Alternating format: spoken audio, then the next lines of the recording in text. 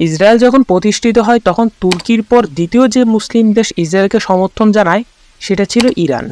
আবার ইরানের গোয়েন্দা সংস্থা সাবাদকে তৈরি করতেও সাহায্য করেছিল ইসরায়েলি গোয়েন্দা সংস্থা মোসাদ। আর বর্তমানে ইরান যে পারমাণবিক অস্ত্র তৈরি করছে সেটার কাজ শুরু করতে সাহায্য করেছিল তাদের পরম বন্ধু ইসরায়েল ও আমেরিকা। পরম মিত্র কথাটা শুনে আপনি হয়তো ভাবছেন আমি এখানে কোন ইসরায়েল আর ইরানের কথা বলছি যাদের মধ্যে এত ভালো সম্পর্ক। আমি এখানে বর্তমান ইসরায়েল আর ইরানের কথাই বলছি, যারা ইতিহাসে একসময় রাজনৈতিক, অর্থনৈতিক এমনকি সামরিক ক্ষেত্রেও একে অপরের অন্যতম বড় মিত্র ছিল। কেমন ছিল তাদের ওই বন্ধুত্ব, কিভাবে তারা একে অপরের পরম মিত্র থেকে শত্রুতে পরিণত হলো, এই নিয়ে আজকের এই ভিডিও। তাই কথা না বাড়িয়ে চলুন শুরু করা যাক। 1947 সালে যখন জাতিসংঘে আরব ভূমিতে ইসরায়েল রাষ্ট্র প্রতিষ্ঠার প্রস্তাব করা হয় তখন ইরান যদিও ভূ রাজনৈতিক স্বার্থের জন্য ইসরায়েলের বিরোধিতা করে, কিন্তু এর মাত্র 3 বছর পর মানে 1950 সালে ইরান তুরস্কের পর দ্বিতীয় এমন মুসলিম প্রধান দেশ হয় যেটা কিনা ইসরায়েলের সাথে সম্পর্ক তৈরি করে। তখন ক্ষমতায় ছিল ইরানের একনায়ক রেজা শাহ। কিন্তু 1951 সালে মোহাম্মদ মোসাদ্দেক গণতান্ত্রিকভাবে ক্ষমতায় আসার ফলে আমেরিকার দালাল রেজা শাহর ইরানের মধ্যে ক্ষমতা কমে যায়। মোসাদ্দেক ছিল মূলত আমেরিকা বিরোধী। সে দেশের তেল বাণিজ্যকে পশ্চিমাদের থেকে সরিয়ে নিজেদের জাতীয়করণ করে, পাশাপাশি ইসরায়েলেরও বিরোধিতা করে। ফলে আমেরিকা সিআইএ ইরানে একটা মিলিটারি কুপ করায় এবং রেজা শাহকে আবার ক্ষমতায় আনে। খেয়াল করবেন, এখানে আমেরিকা একজন গণতান্ত্রিকভাবে নির্বাচিত সরকারকে সরিয়ে রেজা শাহের মতো ডিক্টেটরকে ক্ষমতায় আনে, অথচ এরাই আবার সারা বিশ্বে গণতন্ত্রের ঠিকাদার সাজে। What a hypocrisy. তো এরপর ইরান অফিসিয়ালি ইসরায়েলকে একটা রাষ্ট্র হিসেবে স্বীকৃতি দেয়। তখন কিন্তু আমেরিকা সোভিয়েত ইউনিয়নের মধ্যে কোল্ড ওয়ার চলছিল। ইরান ছিল আমেরিকাপন্থী আর ইরানের ক্ষমতায় ছিল আমেরিকার দালাল রেজা শাহ। অন্যদিকে ইসরায়েল আর আমেরিকার মধ্যে সম্পর্ক ছিল খুবই ভালো। তাই ঘটনাক্রমে ইসরায়েল আর ইরান আরও ভালো বন্ধু হয়ে যায়, কারণ তাদের উভয়ের বড় ভাই তো আমেরিকা। ওই সময় ইসরায়েল মোটামুটি সকল আরব দেশের শত্রু ছিল। অন্যদিকে ইরানও যেহেতু একটা শিয়া সংখ্যাগরিষ্ঠ দেশ, তাই আরবদের সাথে তাদের এতটা ঘনিষ্ঠতা ছিল না।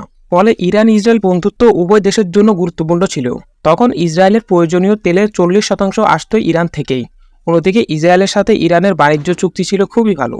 সে সময় আবার তথাকথিত আরব বসন্ত শুরু হয়, যেখানে জনগণ তাদের শাসকদের সরিয়ে গণতন্ত্র স্থাপন করতে চেয়েছিল, যার নেপথ্যে ছিল মূলত সোভিয়েত ইউনিয়ন। ইরানের শাহ নিরাপত্তার জন্য ইসরায়েলের মোসাদের সহায়তায় ইরানের গোয়েন্দা সংস্থা সাবাদ তৈরি করে।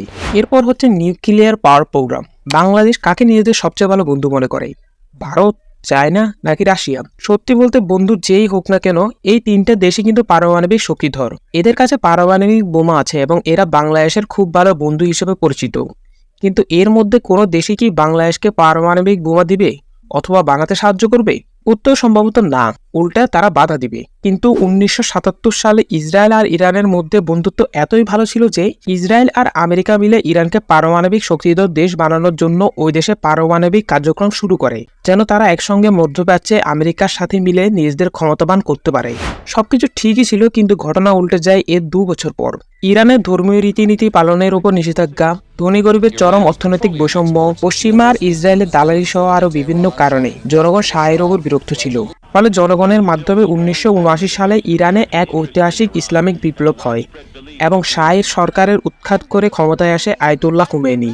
মুহূর্তের মধ্যে ইরান পাল্টে যায় এবং ইসরায়েলের সাথে সব সম্পর্ক নষ্ট করে ফেলে। ইসরায়েলি দূতাবাসগুলোকে ফিলিস্তিন কর্তৃপক্ষের কাছে সমর্পণ করা হয় এবং ইসরায়েল আর আমেরিকা হয়ে ওঠে ইরানের অন্যতম প্রধান শত্রু। কিন্তু এর 1 বছরের মাথায় মানে 1980 সালে যখন ইরান ইরাক যুদ্ধ লাগে তখন ইসরায়েলের একটা ভালো সুযোগ তৈরি হয়, কারণ ইরান ইরাক উভয় ছিল ইসরায়েলের শত্রু। ওই সময় ইসরায়েল ইরানের পক্ষ নিয়ে তাদের কাছে প্রায় $500 মিলিয়ন অস্ত্র বিক্রি করে।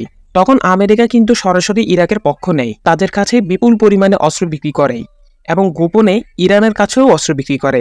মানে যুদ্ধ চলছে চলুক, মানুষ মরছে মরুক, আমেরিকা উভয় পক্ষকে অস্ত্র বিক্রি করে নিজেরা লাভবান হচ্ছিল। এটা আমেরিকান হিপোক্রেসির এক অনন্য দৃষ্টান্ত। তো এটা একটা ভালো সুযোগ ছিল ইসরায়েলের জন্য ইরানের সাথে সম্পর্ক করার, এবং ইসরায়েল এই সুযোগটা কাজেও লাগায়। কিন্তু যুদ্ধ যখন শেষ হয় ইরান আবার ইসরায়েলকে তাদের শত্রুর তালিকায় যোগ করে নেয়। তারা ইসরায়েলকে বলে ছোট শয়তান আর আমেরিকাকে বলে বড় শয়তান। আপনি তাদের এই কথার সাথে কতটা একমত অবশ্যই তা কমেন্টে জানাবেন। তো এইভাবেই মধ্যপ্রাচ্যে সৃষ্টি হয় এক নতুন শত্রুতার। ফলে অতীতে ইসরায়েল ইরানের মধ্যে চরম বন্ধুত্ব থাকলেও এখন তাদের মাঝে আছে শুধু মিসাইল।